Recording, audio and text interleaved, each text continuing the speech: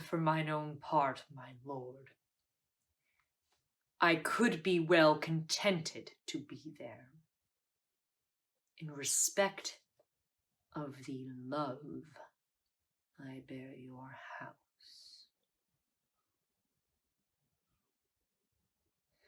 He could be contented. Why is he not, then? In respect of the love he bears our house, he shows in this he loves his own barn better than he loves our house. Let me read some more. The purpose you undertake is dangerous. Why, that's certain. It is dangerous to take a cold, to sleep, to drink. But I tell you, my lord fool, out of this nettle danger, we pluck this flower, safety. The purpose you undertake is dangerous, the friends you have named uncertain, the time itself unsorted, and the whole plot too light for the counterpoise of so great an opposition. Say you so? Say you so? I say unto you again, you are a shallow, cowardly hind, and you lie. What a lack brain is this? I protest our plot is as good as ever was laid. Our friends, true and constant, a good plot, good friends, and full of expectation, an excellent plot, very good friends. What a frosty-spirited rogue is this? Why, my Lord of York commends the plot in general course of action. By this hand, if I were now by this rascal, I would brain him with his lady's fan. Is there not my father, my uncle, and myself, Lord Edmund Mortimer, my Lord of York, and Owen Glendower? Is there not besides the Douglas? And have I not all their letters? To meet me in arms by the 9th of next month. And have they not some of them set forward already? What a pagan rascal is this, an infidel! Ha! Oh, you should see now, in very sincerity of fear and cold heart, will he to the king and lay open all our proceedings. Oh, I could divide myself and go to buffets, removing such a dish as skimmed milk with so honorable an action. Hang him!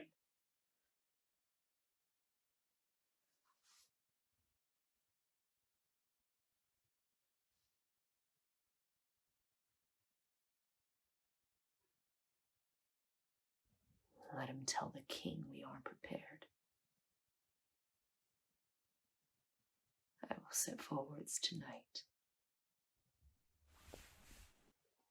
How now, Kate? I must leave you within these 2 hours. Oh, my good lord, why are you thus alone?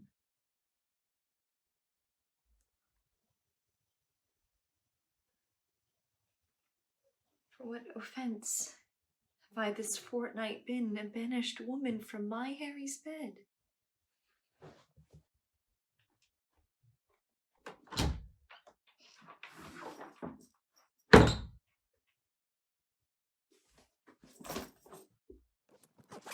Tell me, sweet lord, what is't that takes from thee thy stomach, pleasure, and thy golden sleep?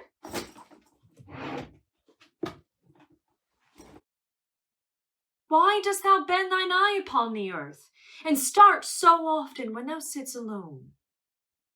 Why hast thou lost the fresh blood in thy cheeks, and given my treasures, and my rights of thee, to thick-eyed musing and cursed melancholy?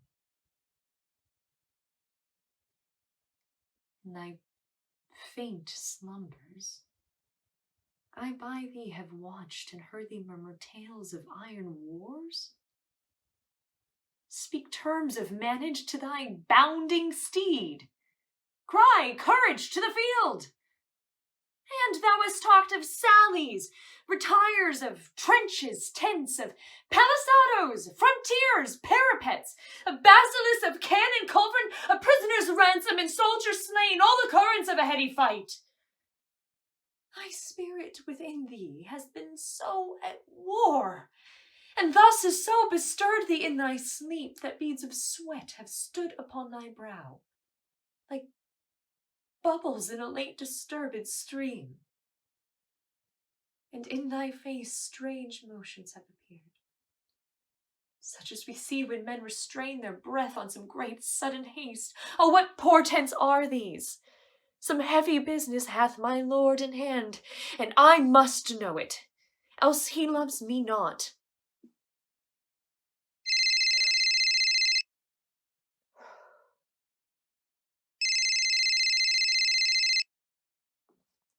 What ho?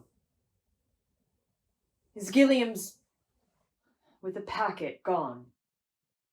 Did Butler bring those horses from the sheriff? A roan, a crop ear, is it not? That roan shall be my throne. I will back him straight. Expérance. Bid Butler bring those horses forth into the park. But hear you, my lord. What sayest thou, my lady? What is't carries you away? Why, my horse, my love, my horse. Out! Out, you mad-headed ape! A weasel hath not such a deal of spleen as you are tossed with. In sooth, I'll know your business, Harry, that I will. I fear my brother Mortimer does stir about his title, and have sent for you to line his enterprise. But if you go— So far afoot I shall be weary, love. Come, you parakeeto! Answer me directly unto this question that I ask. Indeed, I'll break thy little finger, Harry, if thou wilt not tell me true. Away! Away, you trifler! Love?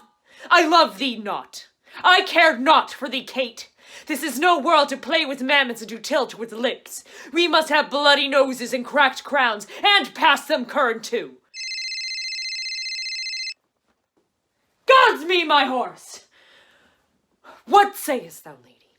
What wouldst thou have with me?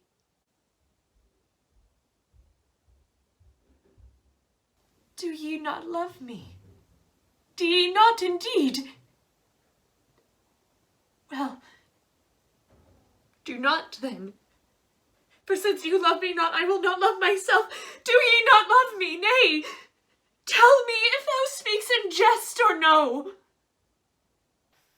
Come, wilt thou see me ride?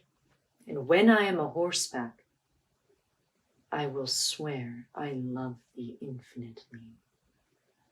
But hark you, Kate, I must not have you henceforth question me whither I go, or reason whereabout. Whither I must, I must. And to conclude, this evening must I leave thee, gentle Kate. I know you wise, but yet no further wise than Harry Percy's wife. Constant you are, but yet a woman, and for secrecy no lady closer. For I well believe thou wilt not utter what thou dost not know. And so far will I trust thee, gentle Kate. How so far? Not an inch further. But hark you, Kate. Whither I go, thither shall you go too. Today will I set forth, tomorrow you. Will this content you, Kate? It must of force.